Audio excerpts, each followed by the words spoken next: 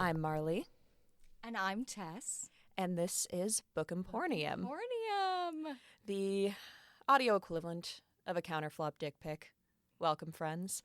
Today, I have read a book, a very unhinged smut book that hopefully some of you have heard of, that Tess has never read, that I am going to summarize for her in great detail. I'm so deeply excited about this today. We have been dying to talk about this book forever, and the book is Zodiac Academy, Book 1, The Awakening. How many books are there in this beloved, godforsaken series? So there are a total of 12 books in this series. That's so many. It's so many. A couple of them are companion books. You don't necessarily need to read them in order to know the story, but they're extras. You know what I mean? Are they any shorter for being companion books? Are they all 400 pages? Let's go. They're all pretty long. I would say the companion book that I will be referencing today, in addition to the first book, and this is only if you have certain questions, is the first book told from the perspective of other characters. So it's the same things happening, but with the other characters' POVs. So if you're ever like, hey, what the fuck was so-and-so thinking when they did XYZ? I happen to know the answer. Yeehaw. Yeehaw. I am strapped in. I am ready. Yes. I am overjoyed. Yes. Before we begin, obviously there are going to be spoilers for Zodiac Academy. If you have not read it and don't want it spoiled for you, don't listen any further. We also don't kink shame on this podcast. Sometimes we kink ask why, but we don't kink shame. And this book, there's some pretty intense bullying scenes. There's maybe some attempted physical assault, not sexual assault. And there's going to be some smut and some spice and some sexy stuff that happens. Of all of the books in the series, this one is probably the tamest sex-wise. Okay. So this one is the tamest. The rest of them, they get a lot more progressively deeply sexual than this one, whereas this one only really has one smutty scene.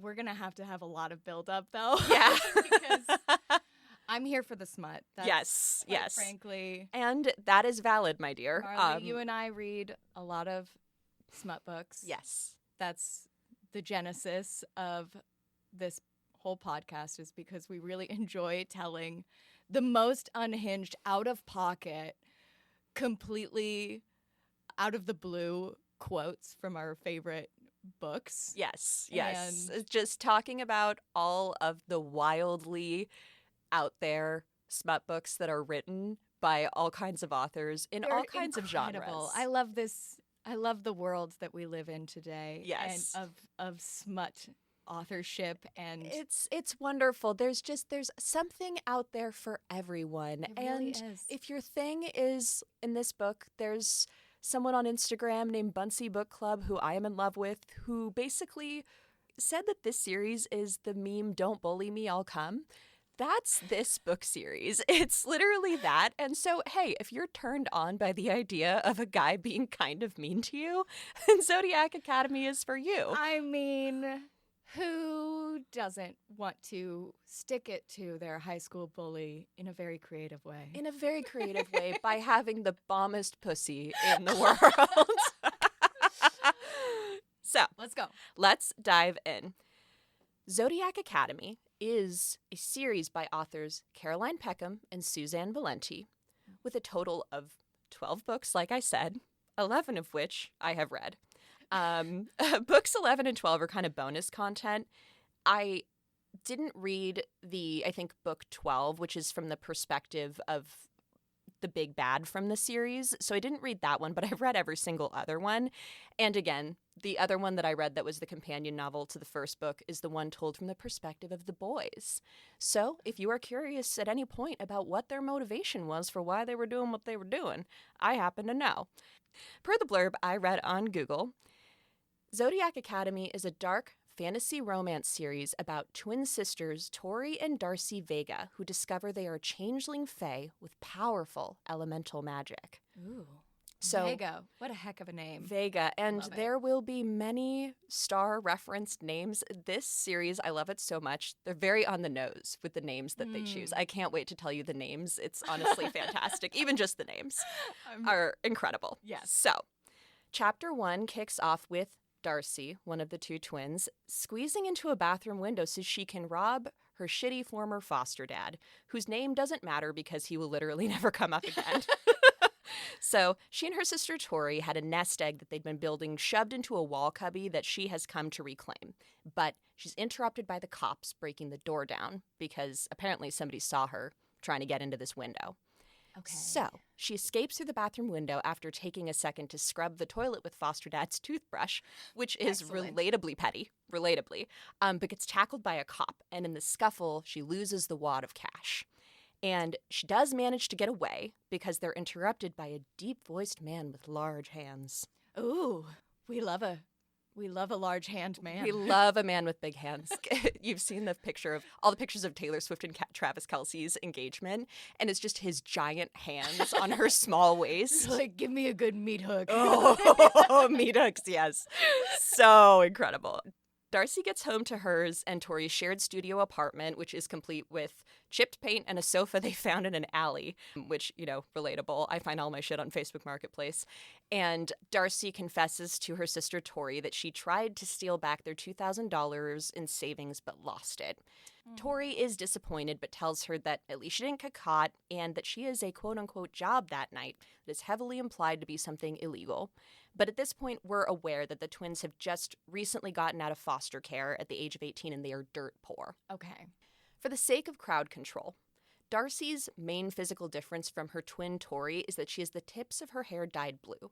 Otherwise, they are pretty much identical with green eyes and tan skin.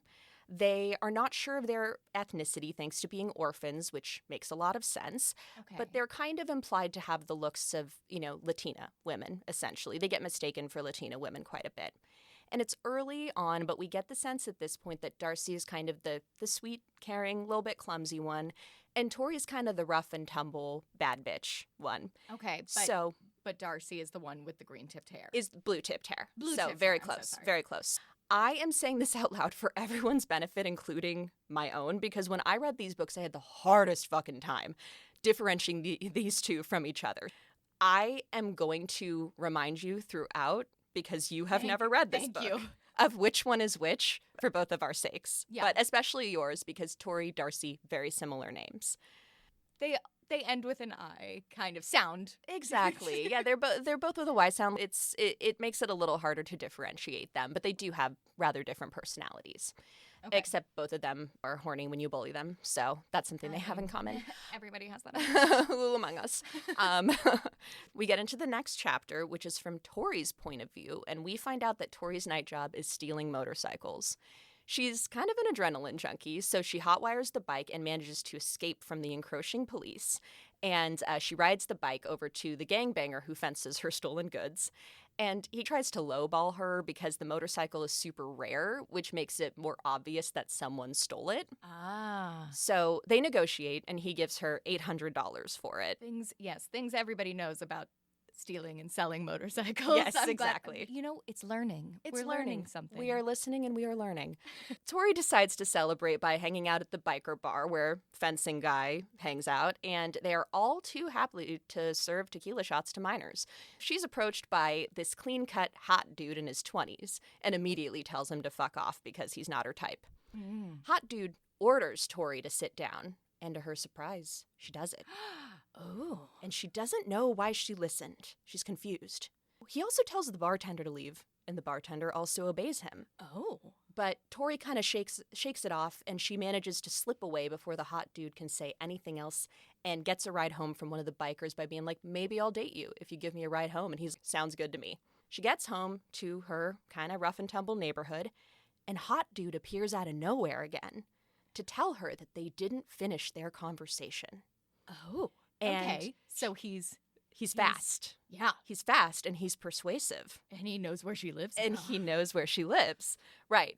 She tries to get away. She runs up the stairs, but he follows her and catches her at her door. He tells her his name is Professor Orion. Again, with the names. Star signs. Okay. Star signs. We're going. And we're in it. he orders her to let him in. And so at this point, we know that he's fast and that he has the power to persuade people. So you can kind of guess where we're going with this. He orders her to let him in, and she does. We shift to Darcy's point of view. Darcy is the twin with the blue-tipped hair. Okay. and she's understandably confused by the fact that Tori has let a random guy into their apartment. And she kind of assumes that her sister brought this guy home to fuck him, and she's, hey, what if you didn't do that in our shared bed? Like, please, for the love of God and all that's holy, take him somewhere else. Like, can't you go to his place? I know he's a professor, but you know, he looks rich. If you could hold off for please. Just a little bit. Yes. Darcy spends a great deal of time when she sees Professor Orion for the first time thinking about his biceps, his tight pants, and his forearms, which the pervert in me adores. I really do like that that's the order of operations here. It's biceps, then tight pants, then forearms. Mm-hmm. I feel like that's the correct order at the moment. You know, she's going down. She's going down, basically. And then back she's up. starting at the bottom, and then she's going back up to the top. And then we go back up to forearms. Forearms is very specific. Exactly. Very female gaze coded. 100%. This book is so female gaze coded. It's great.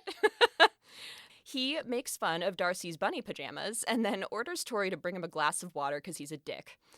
Darcy realizes that he was the big-handed, deep-voiced cop from earlier and asks him to explain why he's there. He ignores her, and then she stares at his neck while he drinks the water. Just to watch him swallow? Oh my gosh, she's such a creep. She is down bad for Professor Orion. And it's such a hilarious power move for someone to just drink a whole glass of water instead of answering a question. It's Terry Crews in Brooklyn Nine-Nine. Yeah, like, why are you here? Hold on. Gulp, gulp, gulp, gulp. Gulp. If you are curious about why he did this, I can actually tell you if you're interested in why he drank the water. Wait. Does he have more than the regular biological need for water? He does. Oh, he does. Okay. He was craving something specific, so he drank the water to dissuade himself from doing what he really wanted to do. And that's all I'll say for the moment, because we don't know yet exactly what he is, but we have guesses, right? Yes, I have a running theory. Mm-hmm. We'll see if you're proven wrong. So Orion sits on their couch and takes out the wad of money that Darcy dropped, and he lets Tori take it from his hands because he doesn't care. Then he orders them to remain calm, and Darcy, just like Tori, finds herself wanting to obey him. Orion explains that the two of them started giving off a vibe once they turned 18 that summoned him to the human world, and that they are Fae. Okay. And he is Fae, and they are from a place called Solaria. Just center of the sun. Center of the sun. Let's fucking go. Okay, so is Fae a classification, and then there are different species within? Precisely. Okay. Precisely. Okay. You got it. Since he's the modern form of fuckboy who pays attention to astrology, he points out that they're Geminis, so he had to use his mind control to keep them from kind of losing their shit. So remember, ladies, if he knows his sun, moon, and rising sign, he's a hoe. Wait, so the fact that they're twins. Yes. They would activate their twin powers. They would manage to overcome his natural charm.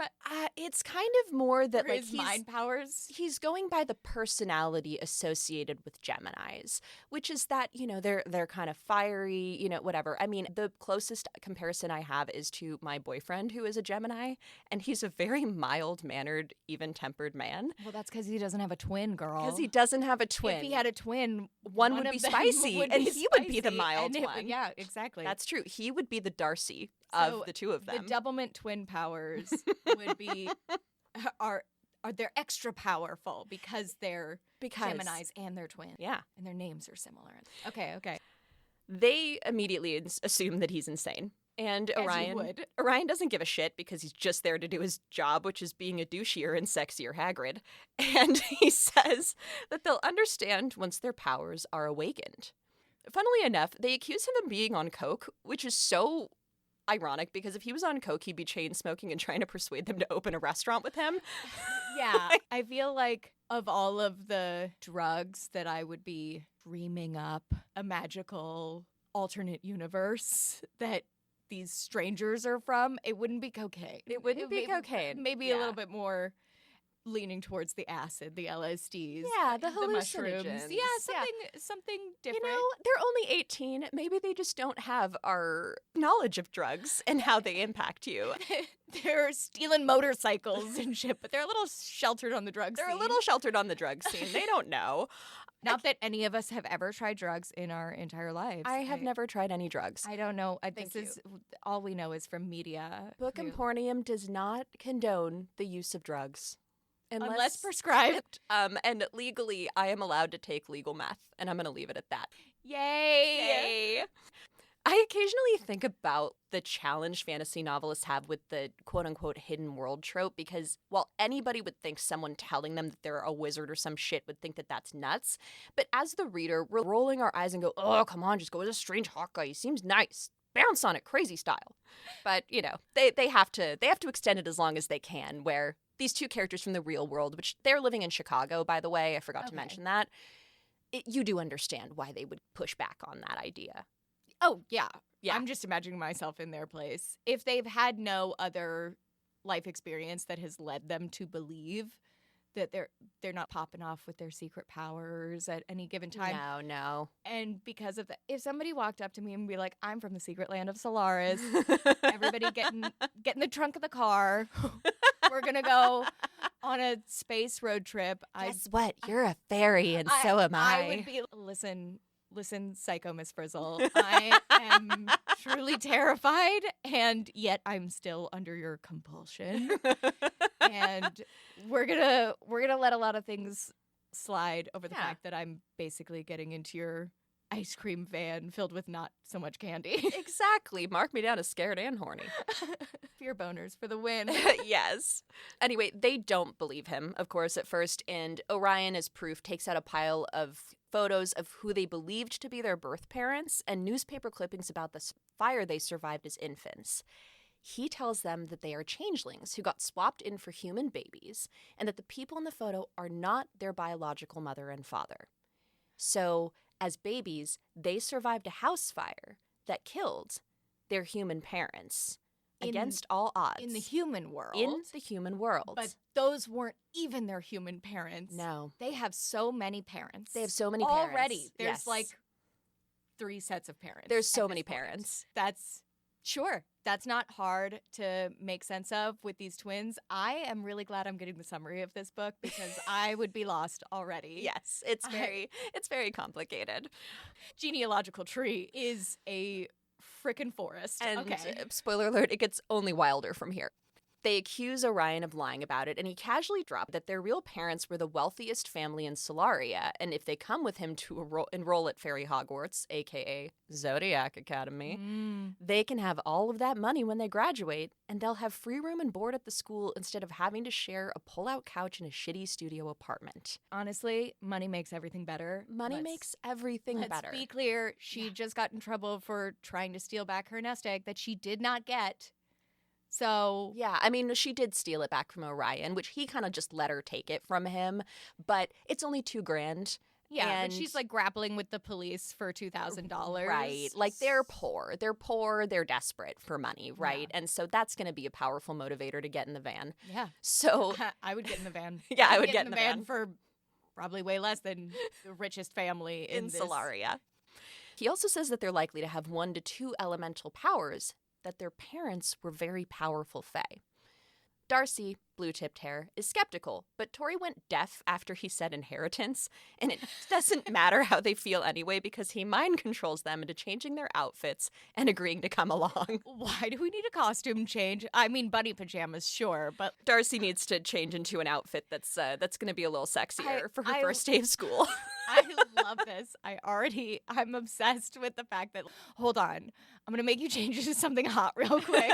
Let me use my mind control powers to pick out, what are we talking? Tights and a short skirt? It's like a crop top and some tight jeans and a leather jacket. Like, that's kind of what they're going we want to go with that's a badass. Yeah. This is what Professor picks out. He's like, I want you to wear this for non-perverted reasons. Day 1, crop top. He's into it. Yeah. He blows Stardust, which is Zodiac Academy flu powder, at them and says, welcome to your awakening, by which doesn't not mean sexual. Okay, he just scopolamine like woof, Yes. and then they're transported. They are transported to a field and get shunted towards a group of other 18-year-olds while this lady in a blue robe named Professor Zenith stands in the center and tells them that they're going to awaken their elements. We're going right in. No We're orientation. going right in. No, orientation comes after. We don't have a room assignment. We are finding out our powers immediately. We're finding out our powers immediately, not to mention that the two of them are repeatedly going to have shit talked to them for not knowing stuff because they grew up in the human world. Nobody has patience for them transitioning into Fae society because this never happens, right? Oh, okay. This never happens. You're always grow up in the Fae world, you go to Fae school. And so the fact that they are not from there is wild. And it's not something that people are prepared for or used to. So they're going into this with everybody expecting that all of these 18-year-olds who are having their powers awakened know exactly what's happening. And they're like, why didn't you go to our middle school? Where did you go to high school? This is weird. You're weird. You're weird. You don't know the culture. Yeah, you're appropriating our culture as Fae. Just out of curiosity, yes. Is this the super highbrow school? Are there a lot of schools? There are more than one school for Fae, but Zodiac Academy is kind of cream of the crop. It's a very top-notch, very high-level school. Sounds really boarding school. Yes. Extremely high-end. Yes. And it's a college. Yes. The academy is their university. Their university, exactly. They do this little ceremony where she tells everybody to raise their right hand based on if they feel certain things, and it's going to be different for each element. It starts with rain for water and so on. And flames will come up, and like if the flames come up around you, you're a fire elemental. If the earth stuff grows out of the ground around you, you're an earth elemental. And then if wind blows around you, you're an air elemental. It's kind of like that. If you feel those elements, if they come up for you, then you are able to control that element. Okay, so you're just, what do I vibe with in this moment internally? Yes. Is she like passing around a bowl of water, or is it just reach inside yourself? This is weird guided meditation. We're trying to get it. They're kind of under the stars, and the stars being an element of their own, not an element you can control, but kind of an aspect of what happens in the story is also a big part of it. Okay. And so you're awakened under the stars, and based on the magic that's flowing through the clearing, you feel it. You feel which elements are the ones that are yours. And other people can tell which elements are yours. People observing can also see this. So it's not just happening in your head. You're not just like, yeah, I'm totally an earth elemental when you don't have any proof of it. Dibs on air. So Darcy and Tori turn out to be able to access all 4 elements. Because, heck yeah. Because they're the main characters. And they deserve it. They haven't been a part of this group. You should be overpowered as fuck. Yes. If you got your whole childhood and you didn't know anything about your cool ass alter ego and alter life. Yes. You know what? That sounds like just compensation. Yes. I can see the ad now. Were you stolen from your fairy parents? If so, call the law firm of Zenith, Orion, and Stardust. For your just compensation of multiple elemental powers. We will fight for you. Because they can access all 4 elements, this is like unheard of. This is extremely rare. Even the most powerful Fae usually only have 2. So the other students are mad dogging them. And Millennial McGonagall tells them to follow Orion to something called the Orb so that they can get sorted into their Hogwarts houses. And we have a brief moment of Orion eyeballing Darcy, blue-tipped hair twin, just sort of in a way where you're like, maybe he kind of has the hots for her. It goes both ways. It goes both ways. It's a mutual attraction. Tight pants forearms guy. Big hands. Big hands. Tight pants forearms. Biceps type. There's so much arm love going on There's here. There's a lot of arm love. Darcy's into the opposite of a foot fetish. She has a hand fetish. She has a hand fetish. You know what? A woman of taste and culture, in my opinion. We switch over to Tori's point of view in the next chapter, and Tori is the tough bitch twin, and she's reeling from having access to all of this magic for the first time. as they're walking towards the orb, the twins meet another girl named Sophia, who kind of offers to be their Ron. And I'm going to stop making Harry Potter references now. Okay. That's a lie. I'll try to. But anyway, she's going to help them out with the transition into living in the Fae world because she's kind of a sweet, nice girl.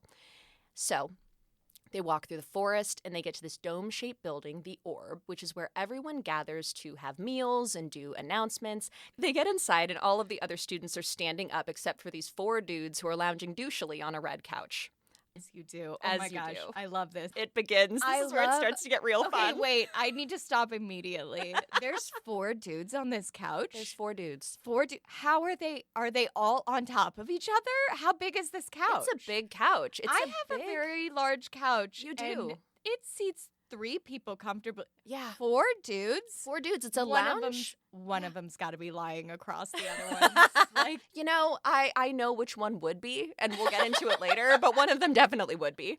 It's Great. going to go. It's going to go this there. Incredibly long wraparound this couch. Massive couch, the biggest couch you've ever seen. I didn't even think of that when I was reading this. I but you're so immediately, right. I have this mental image of these 4 guys just pressing hips so tightly and yet trying to look casual while they're lounging douchily, in your words. Oh, I love this mental image. It's amazing.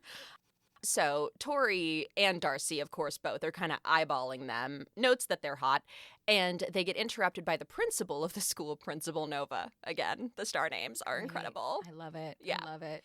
Principal Nova reveals the next bombshell here, and she's, okay, Orion kind of majorly buried the lead on who you guys really are. You're the once presumed dead daughters of Solaria's last monarchs, the king and queen, which makes you princesses and heirs to the throne of Solaria. Because of course they have a kingdom and a monarchy. Yep. Because they long lost princesses. Yes. Let's go. I'm in. Let's go. I'm in. I'm so sold. Yes. Wow. Really buried the lead. Oh, you're the richest family. Like, no, you could have said there was a tiara. I would have gotten into the van so much faster. Oh, absolutely. The things I would do for a fake tiara. I own, as a person who owns a tiara and doesn't have reason to wear it, that I got very belovedly at a Ren fair. Yes, your tiara is beautiful too. I think I have 2. One of them was for my Chapel Roan costume, and then the other one was the butterfly tiara that I wore to Taylor Swift. Oh my god. Yes. There's a tiara involved. Yes, that is a very good way to put it. And holy hell, if you told me I was a long lost princess, I would be in your van. I would be clawing at the door, be like, it's not open. Yeah, Open it for me. What are we talking? Are we talking actual gemstones? It doesn't even matter. I'm in for the role play, the cosplay, the moment. Yes. I'm here. Yeah. I'm here for it. Give me a Claire's tiara. I'm down. Yes, I'm honestly, into it. We need more reasons to wear tiaras in our lives. We really do. Let alone anybody publicly accepting that I'm calling myself a princess. Yeah. Get out of here. Oh my Get God. out of here. I would love it. I'll wear cat ears on the daily. Let's. And you have. Yes. The 4 celestial families have been holding Solaria's power equally between them since the king and the queen died. But the reappearance of Darcy and Tori has the power to completely change that. So Principal Nova decides then and there to announce to the entire room that the long-lost Vega twins are alive, which is followed by an awkward silence, which is then followed by one girl applauding excitedly, and some other people joining in while Darcy and Tori cringe with humiliation. Is the one girl who's applauding Sophia? Is it the friend? No, it's not Sophia. Okay. I don't think she applauds. I think she's actually kind of stunned. I don't think she knew who they were when she introduced herself. She's still going to be friendly with them throughout the series. Like, she's not going to be a backstabber. But I don't think she really knew who they were. Or if she did, she just kept it to herself. Okay. But I think she is surprised by it. So the person who was applauding excitedly will become very important very soon. Yeah. So we just have immediate shit stirring. Yes. Like, don't tell them privately. Let them grapple with it. Tell them publicly. Let them rearrange their worldview. Yeah. No, we're going to tell them publicly, and we're going to tell everybody else publicly. Mm-hmm. It's like a lot of states have come up with the rule that you're allowed to take a little bit when you win the lottery to decide what you want to do. Yeah. If you want to be public or whatever. Right. This is This is the opposite of that. Like, we're Opposite. going to sick people on you. Oh, yeah. Oh, yeah. We're going to That's create theme. a power vacuum and struggle immediately, publicly. Yes. You can't run away from it. This is a theme. This is really good. The professors of this school are very qualified. Yeah, they really... They're really looking out for the mental health of the students. It gets so much worse. You can't even imagine. It's great. Way to be thrown to the wolves. Tori looks at the couch dudes again and notices that while they're all good looking, one of them in particular is soups hot. Principal Nova pushes them towards the panty melters and introduces them in a decidedly unsubtle way. And we learn that these 4 douchey couch dudes are the celestial heirs who are currently in line to inherit the leadership of Solaria from their parents, who have been running things since Tori and Darcy's dad kicked the bucket. And so all 4 of them are immediately cock-blocked from the throne. 100%. And It's these 2 girls Of who course. know fuck all about the Fey world. Principal Nova has just laid them down and slathered them in bacon grease and is like, well, have fun. go do what you will, hot boys. Yes. We find out that Tori's birth name is Roxania and Darcy's is Gwendolina, and that the 4 boys are named Max, Caleb, Seth, and Darius. Nova points out unhelpfully that since Darcy and Tori are the rightful heirs to the throne, they now pose a challenge to reclaim their throne to the celestial heirs, aka Beefcakes 1 through 4. And so it begins. And so it begins. Okay, their real names, the girls' real names are Roxania Uh-huh. and Gwendolina. Gwendolina. Okay, we've gone from very short names To very long to very names. long names. And to be fair to the authors here, mostly the girls are going to stick with their original names. They don't really want to go I was hoping that. by these names. I was hoping that Yeah. we weren't going to get a lot of play out of that. Yeah. Just because it's longer to say. It sounds very regal, though. It's it very would be regal. very Yeah. queeny. And even the one Queenish. character who refers to them by those names shortens them to Roxy and Gwen when he Good. calls them by those Good. names. Also, So great. yeah, but they're fuck being called Roxania and Gwendolina. We'll stick with our names we've had our whole lives. Nova fucks off after dropping this bomb, and the twins immediately try to recuse themselves, but the boys get bitchy about them turning their backs on their quote-unquote superiors. And somewhere in the distance, Ralph from The Simpsons chuckles and says, "I'm in danger."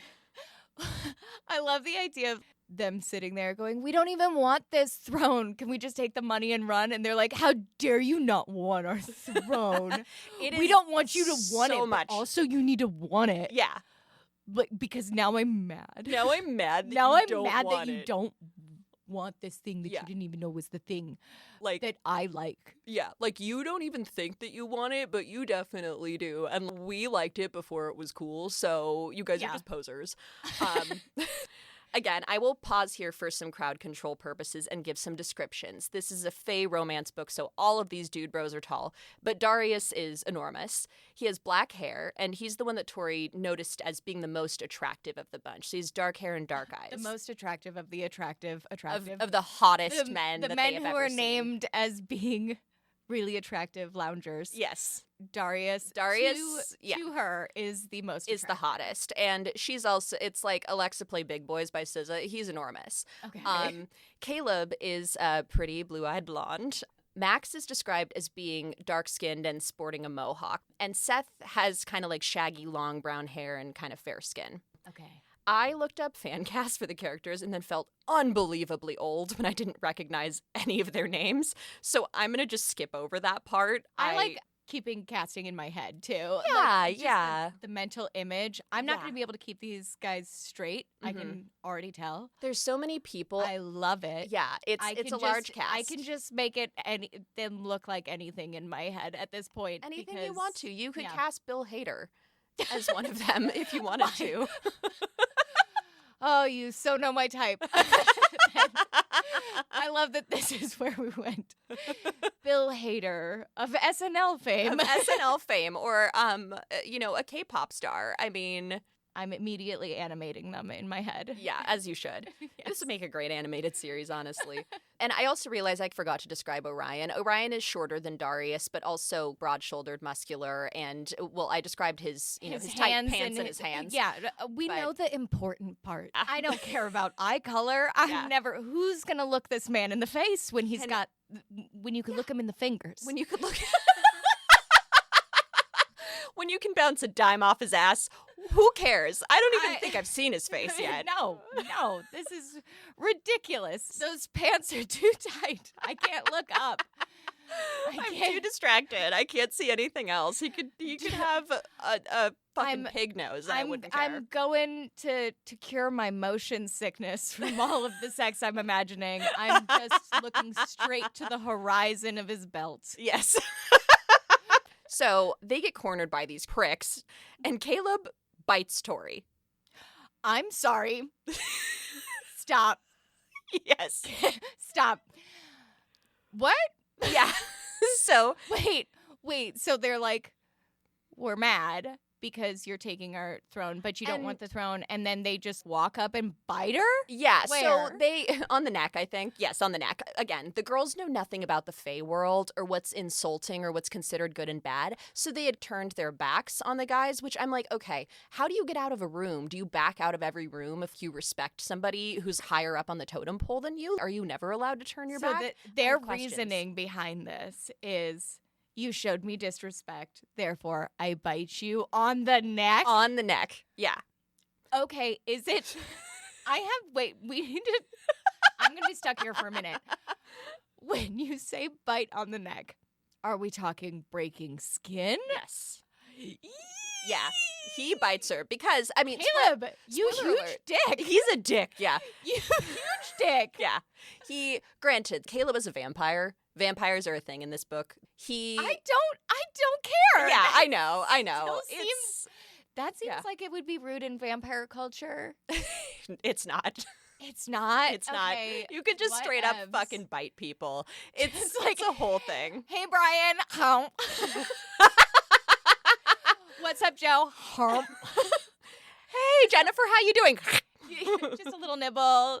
Just give us some of your blood, girl. But it's also a disrespect thing. Yeah. So is he trying to be disrespectful back? No, it's not that he's trying to be disrespectful back. It's that vampires, so every Fae has to recharge their magic in different ways based on the class of Fae they are. Okay. Because Caleb is a vampire, he recharges his power by drinking the blood of other Fae. Okay. So he has to bite people. He can't not bite people.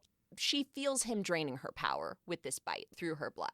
He drinks her blood and drains her power from her. And so her mana. Her mana, exactly. All right, he's stealing her life force, but yes. like a little bit. But just a little bit. Just a tad. Just a tiny bit. Just randomly, after we've first met, we've exchanged names.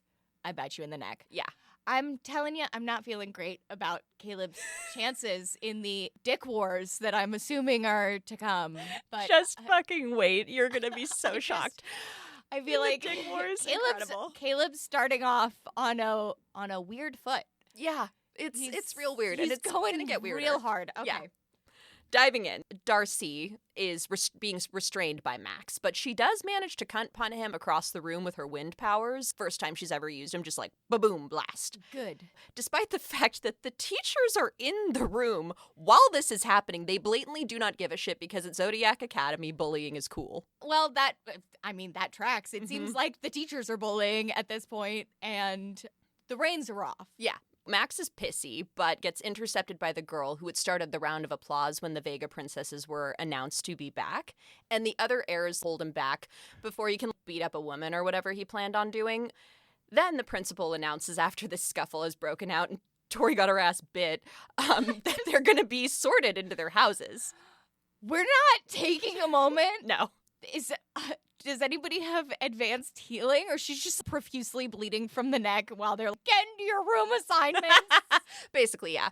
No Band-Aids. You can learn how to like heal yourself and heal others, but the twins These girls don't know that. They don't know that. They don't know what they're doing. Probably everybody else is, why are you still bleeding? Yeah. God, you're such a loser. A mess. Yeah, bleeding all over my shirt. My shirt is so nice and you bled on my it. Gucci.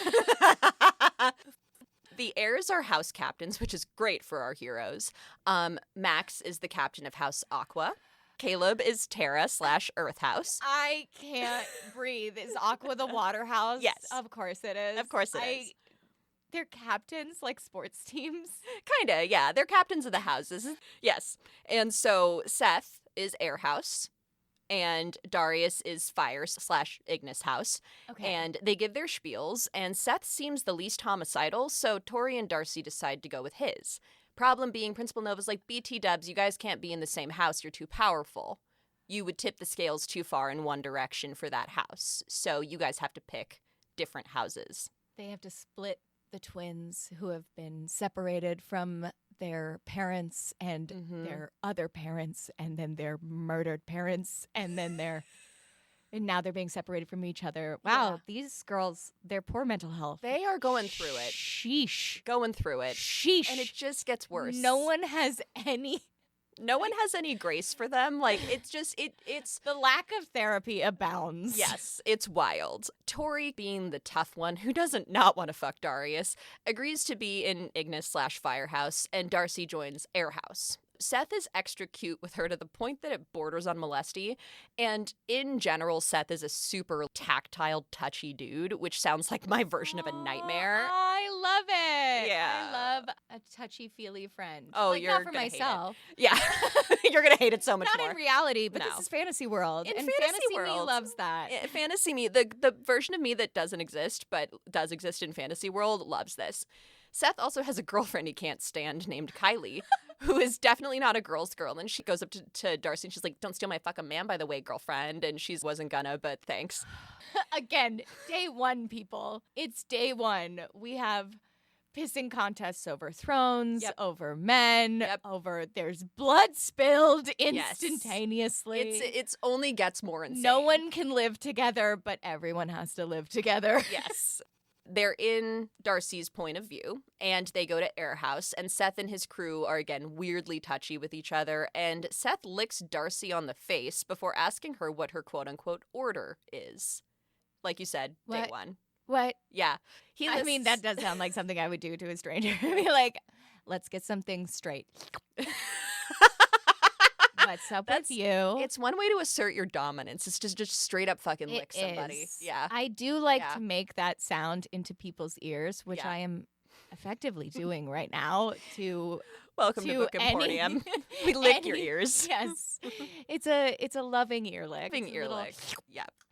Delicious. After asking what her order is, he lists off siren, vampire, werewolf, ... So, this is like the species, genus, order. Yes, Okay, so yes. here's the order. Type of fae. The type of fae that you are. And there's so many that I could spend an entire podcast episode just talking about the different orders. We're not going to bother with any of that. Because does he list them all out, or does he give like a Cliff's notes? He gives just a very quick Cliff's notes of the most common orders. And so Darcy has no clue what he's talking about. And then he orders her to call him Alpha because he's a future incel podcaster. And the freshmen get hoods put over their faces for an initiation ritual. Okay, wait. So she has no clue what he's talking about. No. Of course. She doesn't know what type of fae she is. Of course just not. found out she's fae. Yeah. Does he wait for her to answer? And he's, hood time. No, definitely not. Think about it while I put you into the darkness. Yes, while I blind you.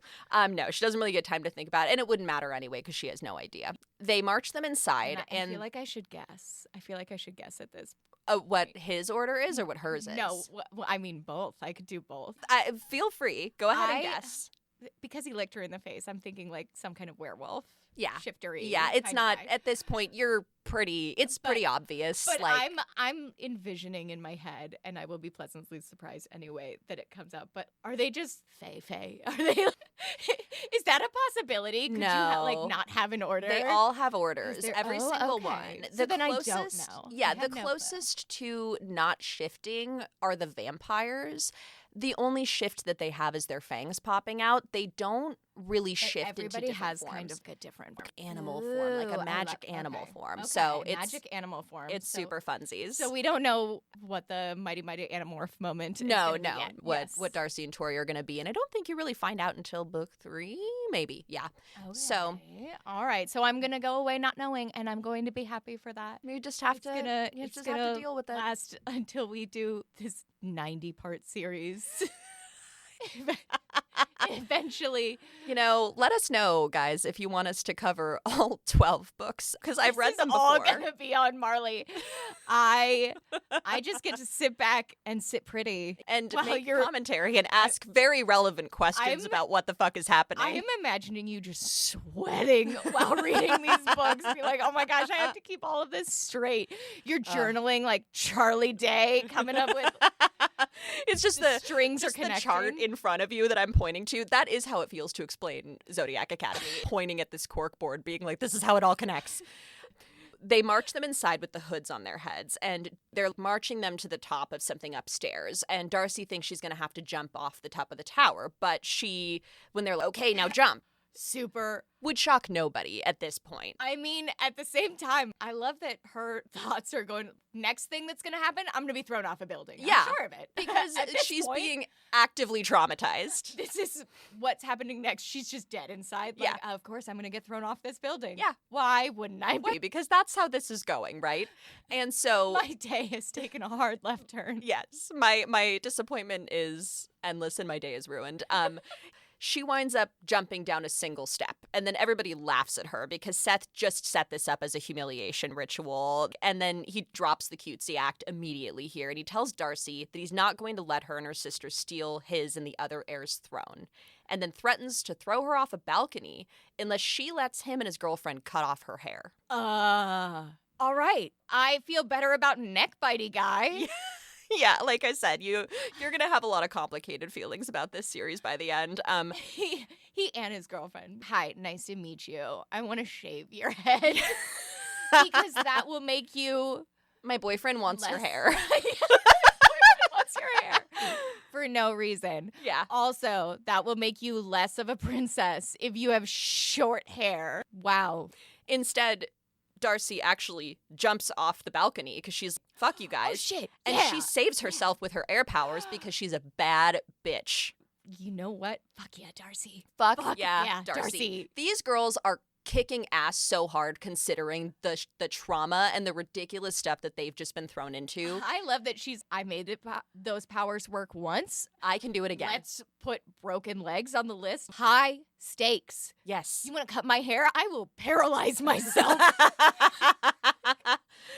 Fuck you and Kylie. Fuck you and the wolf you rode in on. Then we shift back to Tori's point of view, and she's in for whatever humiliation ritual is going to be with Darius at Firehouse. And luckily, Sophia, the nice girl that she and Darcy met at the beginning at their awakening, is in Firehouse with her.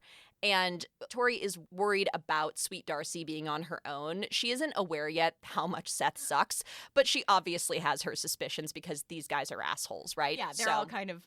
Yeah, they're all bitches. They're all huge bitches. So Sophia explains to Tori, who again is the spicy twin, Darcy's the one with the blue hair. Sophia explains that Caleb is a vampire and Tori won't turn into one because he bit her. You know what? That's a reasonable thing. It's a reasonable question I didn't even to ask. start thinking of. I was like, that's rude. And I wasn't even thinking of the...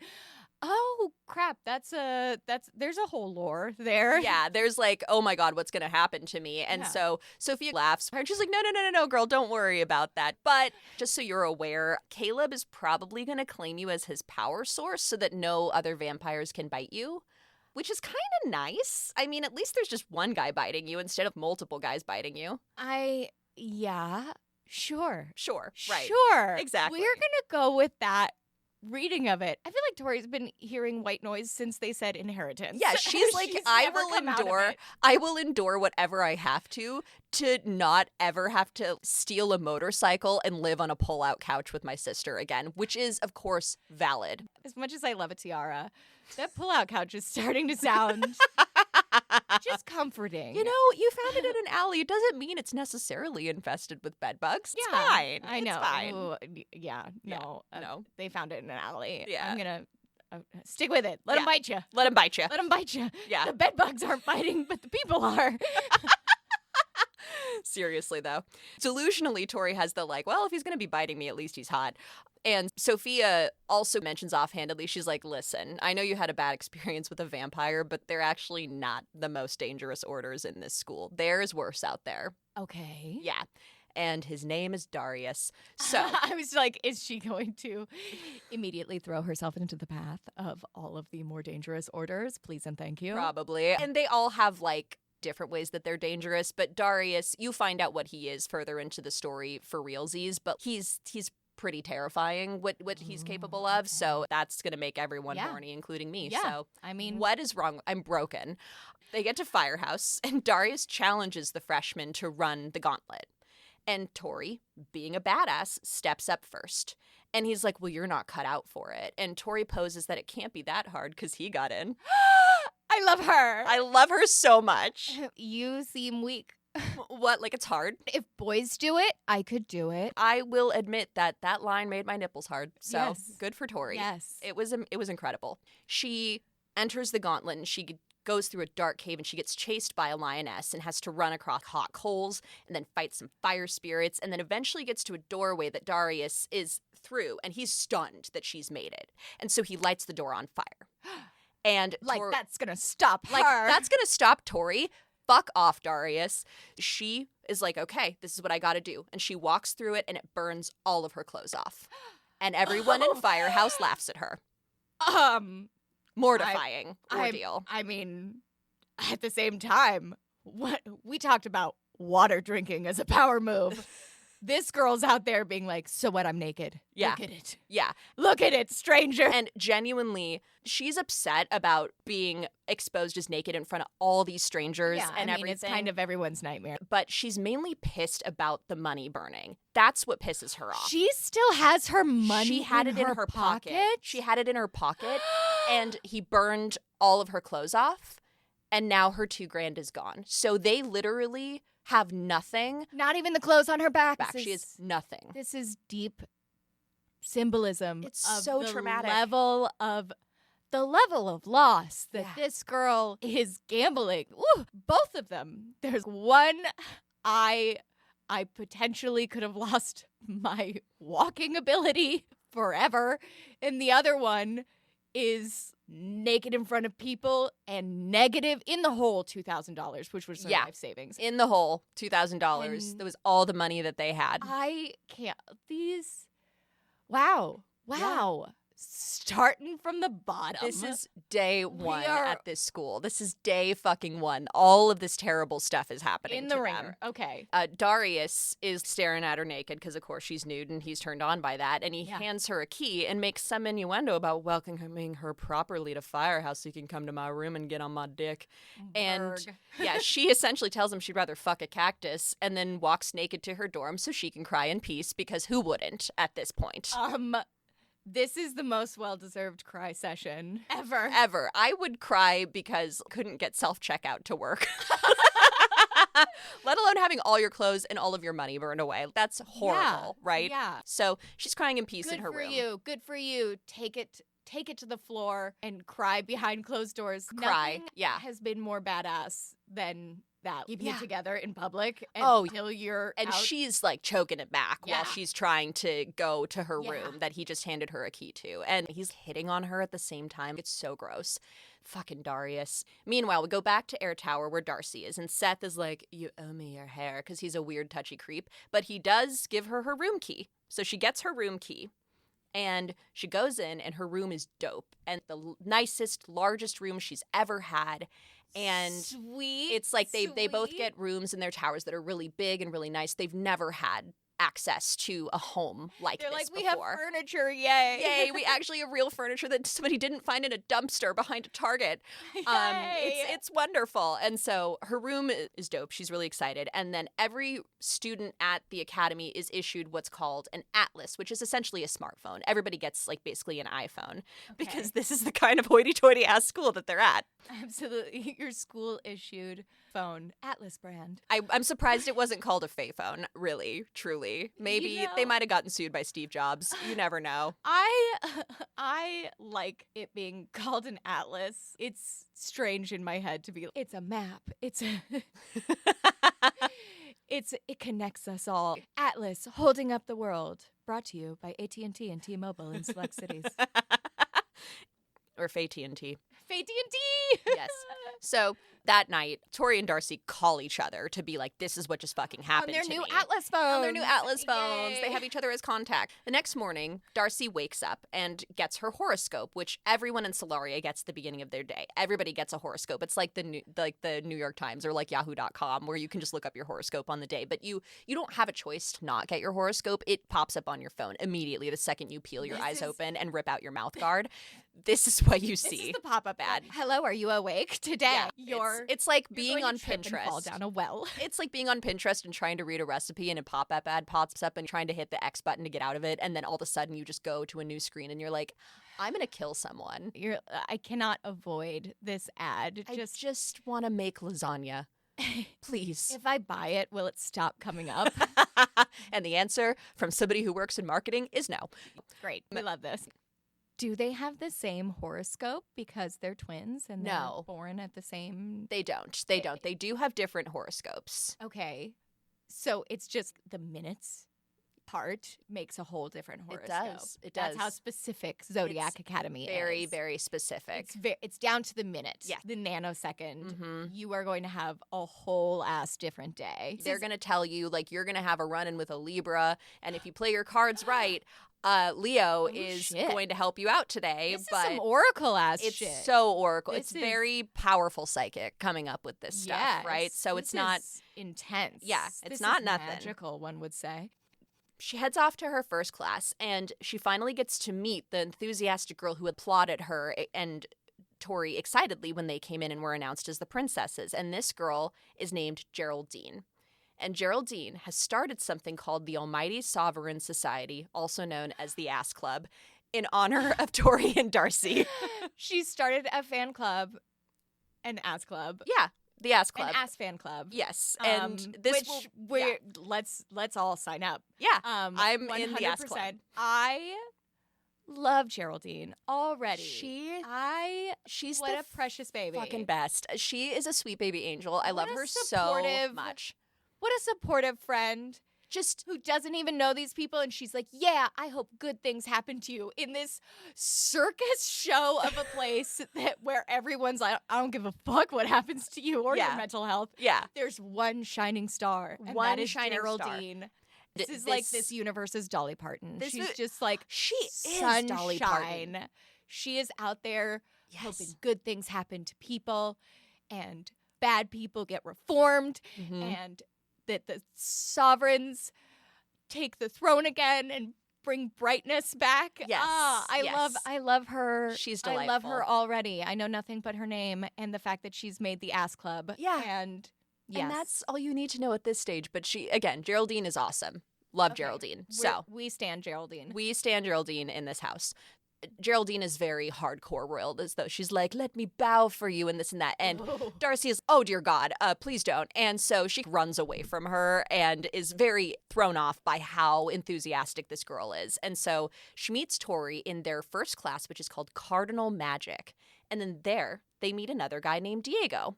And Diego talks to them in Spanish because he thinks that they're Latino. And they're like, oh, sorry, we actually only speak English. And he's, oh, no problem. He's like, hey, well, I'm Diego. Nice to meet you guys.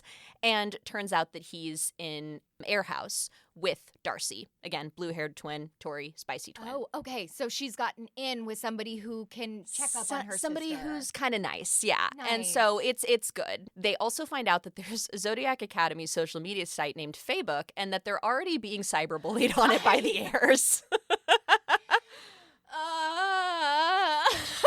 I know. Everything is Faye in front of it. It's fantastic. It's incredible. Immediately. Oh, you didn't check Facebook? There's some shit talk happening. Yeah, it's happening already. Yikes. And there is nothing to this day more toxic than college message board shit. Oh my God, I know. College message board shit. Brutal. Where you talk about anybody it's so deeply toxic. It's so fucked up. Yeah. And I love that day one, everybody's going to talk about these poor twins. Yeah. Who, like, did you see her? She got naked. The other one jumped off a balcony after jumping down a stair. She's crazy. They're such losers.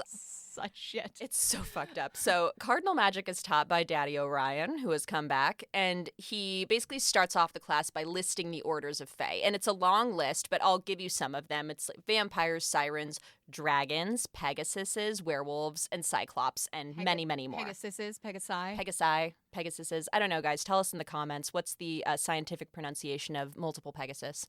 Is it Pegasi or Pegasuses? Pegasides. Pegasides. Pegasus. Pegasus. That's good. I've chosen it. I feel good about that. We're going to get everybody else on board. Yeah, Pegasus. Actually, guys, don't tell us in the comments because we no longer care. Okay. While they're in class, they get this anonymous message on Facebook from someone called quote-unquote Falling Star, their code name, and says that Orion didn't tell you everything. And they then learn that Fae Ominous. Yes, very ominous.